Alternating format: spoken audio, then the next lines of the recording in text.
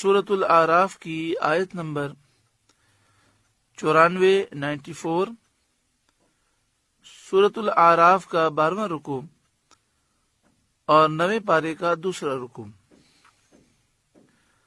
وما ارسلنا فی قریۃ من نبی الا اخذنا اہلها بالبأساء والضراء، اور نہ بھیجا ہم نے کسی بستی میں کوئی نبی مگر یہ کہ اس کے لوگوں کو سختی اور تکلیف میں پکڑا۔ یعنی جب کبھی کسی بستی میں ہم نے نبی کو بھیجا اور بستی والوں نے اس نبی کو جھٹلا دیا تو وہاں کے لوگوں کو سختی اور تکلیف میں پکڑا گیا، فقر و فاقے میں، تنگ دستی میں، بیماری میں گرفتار کیا گیا۔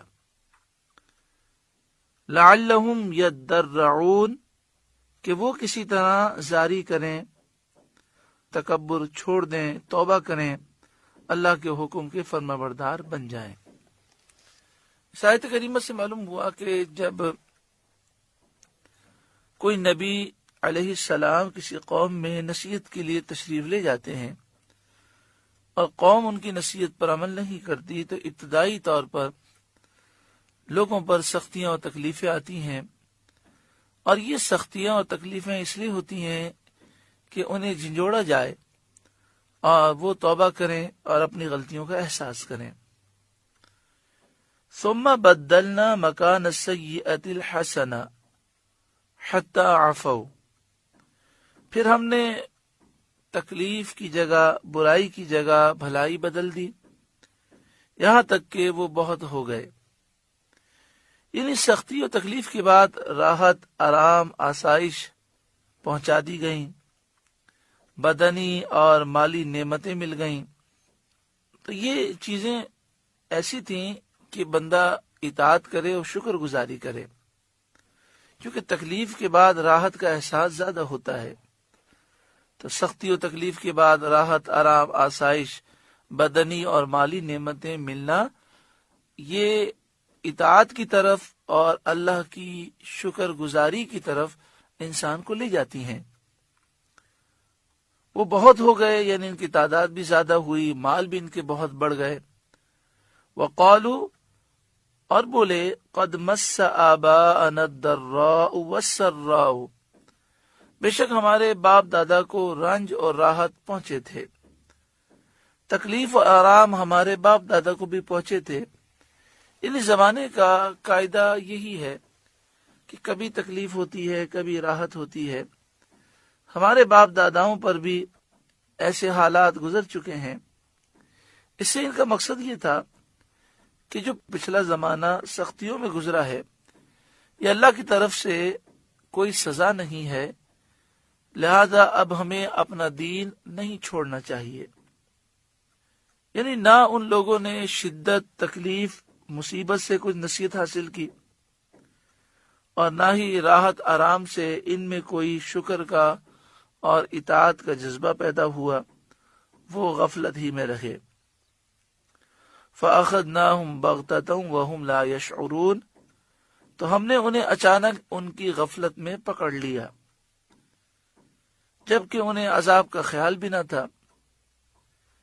ان واقعات سے عبرت حاصل کرنی چاہیے، اور بندوں کو گناہ اور سرکشی چھوڑ کر اپنے مالک اللہ رب العالمین کی رضا حاصل کرنے کی کوشش کرنی چاہیے۔ محترم پیارے بھائیوں، یہ تو کافروں کا حال ہے۔ مسلمانوں پر جو تکلیفیں، پریشانیاں، مصیبتیں، آفتیں آتی ہیں، کبھی وہ پریشانیاں، مصیبتیں، آفتیں، بلائیں درجات کی بلندی کے لیے ہوتی ہیں کہ بندہ صبر کرے اور صبر کرنے پر اس کے درجات بلند ہوں۔ کبھی ایسا ہوتا ہے کہ اس کے ذریعے جنت میں اسے بہت اعلیٰ مقام مل جاتا ہے، اور کبھی یہ پریشانیاں گناہوں کو مٹانے کے لیے آتی ہیں۔ جب بندہ اس پہ صبر کرتا ہے تو ان پریشانیوں کی وجہ سے گناہ مٹ جاتے ہیں۔ لیکن یہ بات یاد رکھیں کہ جب بھی انسان کو پریشانی پہنچے تو اسے بیدار ہو جانا چاہیے، اپنا محاسبہ کرنا چاہیے، اور اگر وہ کسی گناہ میں مبتلا ہے تو فوراً توبہ کرے کہ پریشانیاں، مصیبتیں، گناہوں کی نحوست بھی ہو سکتی ہے۔ اکثر ایسا ہوتا ہے کہ گناہوں کی نحوستیں پریشانیوں، مصیبتوں میں ظاہر ہوتی ہیں، اور جب اللہ تعالیٰ نعمتیں دے تو اس وقت انسان کو زیادہ شکر کا احساس ہونا چاہیے۔ جو رب نعمت دے سکتا ہے وہ نعمت لے بھی سکتا ہے۔ مسلمانوں کا معمول عام طور پر یہ ہے کہ جب وہ پریشان ہوتے ہیں تو توبہ استغفار کرتے ہیں، اللہ کو یاد بھی کرتے ہیں اور نیکی کی طرف مائل ہوتے ہیں۔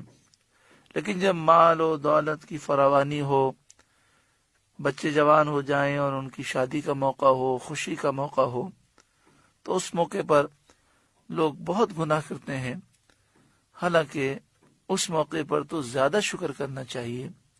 اللہ تعالی ہر مسلمان کو عقل سلیم عطا فرمائے۔